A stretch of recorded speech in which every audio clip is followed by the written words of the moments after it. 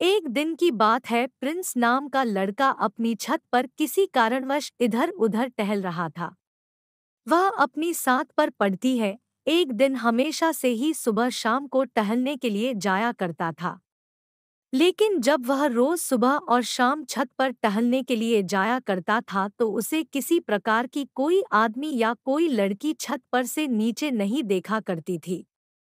एक दिन मौसम खराब था, लग रहा था कि बारिश होने वाली थी। लेकिन बारिश अभी हो नहीं रही थी, बस माहौल लेकर ऐसा लग रहा था कि धूप खत्म हो गया, हाँ थोड़ी थोड़ी अंधेरा हो रही थी। प्रिंस को लग रहा था कि हो ना हो बारिश होने वाली हो गई होगी, क्योंकि बारिश जैसा मौसम हो चुकी थी। लेकिन फिर भी उसी दिन प्रिंस डालने के लिए छत पर चला जाता है। प्रिंस अपने साथ पर जाता है तो देखता है कि थोड़ी थोड़ी बारिश बूंदाबांदी हो रही है। वह नीचे आने का प्रयास करता है और जल्दीबाजी में नीचे आने लगता है। जैसे वह सीढ़ी के पास आता है तो बाहर में उसे एक लड़की दिखाई देती है। वह लड़की बहुत ज्यादा बताए थे इधर उधर देख रही थी, लेकिन प्रिंस का घर जाता हूँ वहाँ सहरसा सभी के दरवाजा बंद हुआ करती है हमेशा।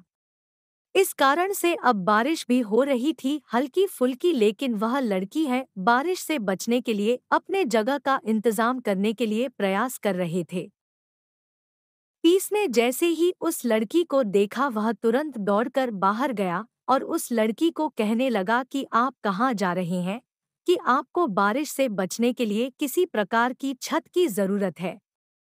तू ही वह लड़की रहती है कि हाँ मुझे तो एक गाड़ी का इंतजार है, मुझे कहीं जाना है, लेकिन वह कभी नहीं मिल रही है। बारिश का मौसम है और मौसम भी खराब है। तभी प्रिंस रहता है कि कोई बात नहीं है, सवारी गाड़ी आएगी तो मैं तुम्हें बाहर छोड़ दूंगा, फिलहाल अभी बहुत ज्यादा बारिश होने वाली है, घर आ जाओ।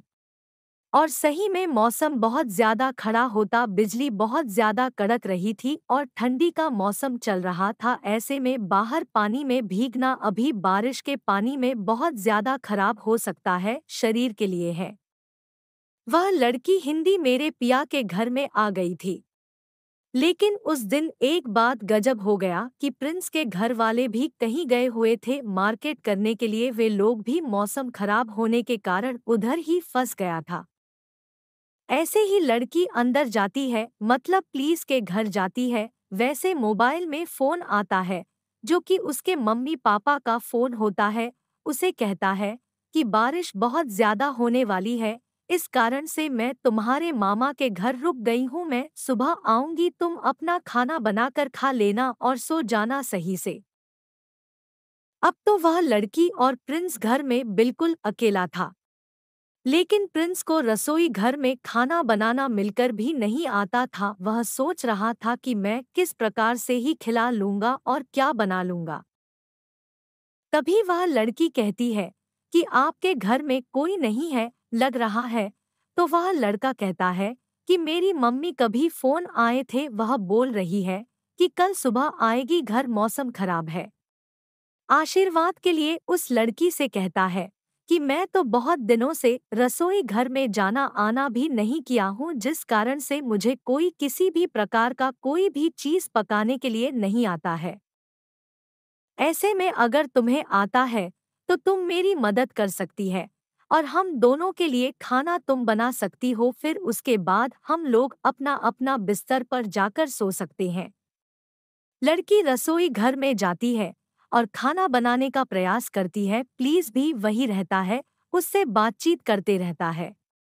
महादेव कहते में दोनों में पहचान हो चुकी थी, अपना नाम बताया, पता बताएं और दोनों में अच्छी खासी मित्रता हो गई थी, लगभग 1 या 2 घंटे के अंदर ही है।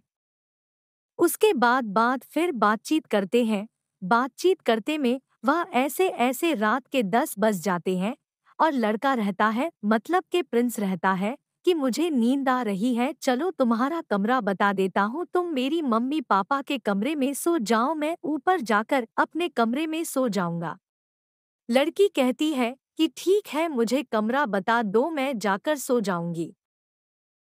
प्रिंस जाता है और उसे कमरा बता देता है। फिर वह कमरा बताकर अपने रूम में सोने के लिए छत पर चला जाता है। लड़की रूम में सोने के लिए चले जाती है, लेकिन बिस्तर पर 1-2 घंटा रहने के बावजूद भी लड़की को नींद नहीं आ रही थी। उधर बिजली बहुत जोरों से गरज रही थी, बाहर आसमान में लाइट जल रही थी, जिस कारण से दागी को काफी ज्यादा डर लग रहा था और वह सोने में बिल्कुल भी असमर्थ था। एक बार बिजली बना ज्यादा जोरों से खड़की लड़की का दिल सौंग गया और वह फटाक से उठकर खड़ी हो गई। अब उससे डरा हुआ माहौल बर्दाश्त नहीं हो रहा था। लड़की चाह रहे थे कि शायद तो वाले रोगों पर में जाने का प्रयास कर रहे थे, लेकिन बाहर इतने दिला बिजली कड़क रही थी कि ऊपर छत पर जाने का हिम्मत भी उस लड़की के पास नहीं थे। फिर जैसे तैसे हिम्मत करके वादा ना कि अपने दोनों हाथों से कान बंद करके छत पर पहुंच गई जिस रूम में प्रिंस सोया करता था। ऐसे तो ऊपर में बहुत सारा हारून था, लेकिन थोड़ी देर रुक में इधर-उधर देखने के बाद पता चला कि यहाँ प्रिंस किस रूम में सोया है। प्लीज बिना दरवाजा बंद किया हुआ है सो गया था, क्योंकि उन्हें पता है कि लड़की को किसी भी प्रकार की जरूरत होगी तो वहां सकती है। जैसे ही लड़की प्रेस का दरवाजा खोल दी है, प्रिंस अपने बिस्तर में लेटा हुआ था और उसे नींद भी आ गए थे, वहां नींद में सो रहा था। लड़की ने सोचा कि मैं ऐसे क्यों उठाऊंगी, मैं इसके पास थोड़ा सा हटकर ही सो जाती हूँ, सुबह तो हमें घर भी जाना है। ऐसे में वह लड़की वैसे बगल में थोड़ा सा हटकर सो जाती है। अब उसे बिल्कुल भी डर नहीं लग रहा था, क्योंकि किसी भी आदमी के होने पर किसी को भी या किसी लड़की को भी उसकी डर कम हो जाती है। कुछ देर बाद सोने के बावजूद भी आप भी लड़के को नींद नहीं आ रही थी। वह पुलिस को की तरफ कभी देखता तो कभी दूसरी तरफ मुंह करके सो जाया करते थे, लेकिन उसकी आंख में दिन की एक झलक भी नहीं दिख रही थी।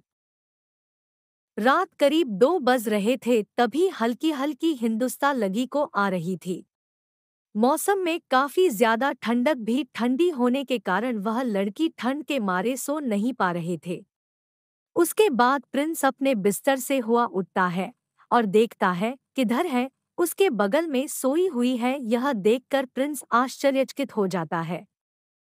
प्रिंस देखता है कि वह लड़की ठंड में बिल्कुल ठंड लग रहा था और इसी प्रकार से बिना कुछ चादर ओढ़ के सो रहे थे। उसके बाद 3 से 1 चादर लाता है और एक चादर अपने लिए लाता है। एक चादर प्रिंस खुद ही इस्तेमाल करता है और दूसरी चादर लड़की को बढ़ा देता है। लेकिन बारिश होने के कारण ठंड ज्यादा हो रही है। उस लड़के की ठंड अभी भी नहीं गई थी, वह ठंड से फिर चला रही थी। यह देखते हुए प्रिंस उसके नजदीक आता है, उसके शरीर में टच कर सो जाता है। लड़की को थोड़ी बहुत गर्माहट महसूस होती है। वह प्रिंस के और भी नजदीक आ जाता है और कसकर पकड़ कर सो जाते हैं। ठंड होने के कारण उसे कुछ भी समझ में नहीं आ रहा था, जो उसका मन कर रहा था वह वही काम कर रहे थे। प्रिंस अब उस लड़के को कुछ नहीं बोल पा रहा था। किसी लड़की को तेरे ज्यादा तबीयत खराब होने के कारण प्रिंस खुद ही चाहता था किसी तबीयत सही हो जाए, मेरे पास हो जाए, उसके बाद मैं सोऊंगा, इसलिए घर पर पहुंचा दूंगा। रिश्ते नहीं तो सुबह हो जाती है और वह लड़की सुबह उठकर अपने घर जाने के लिए तैयार हो जाती है। लेकिन अभी भी उसकी तबीयत ज्यादा खराब थी, लेकिन उसके घर से फोन भी आ रहा था, इस कारण से वह रोकने का बिल्कुल भी नहीं सोची थी। फिर तैयार होने के बाद बहुत प्रेम से कहती है कि मुझे बाहर हो तो किसी सवारी वाली गाड़ी के पास में अपने घर चली जाऊंगी। उसके बाद प्रिंसेस छोड़ने के लिए अपने पास के बस स्टैंड में जाता है, उसे जहां जाना था वहां का टिकट बना देता है और उसे बस पर बैठा कर कहता है कि ठीक है, अपने घर चले जाओ। उन दोनों की मुलाकात बस इतनी सी ही रहती है और उन दोनों की मुलाकात बस थोड़ी सी ही रह जाती है। उसके बाद से ना तो प्रिंस कभी उस लड़की से मिला है, ना वह लड़की प्रिंस से मिली है।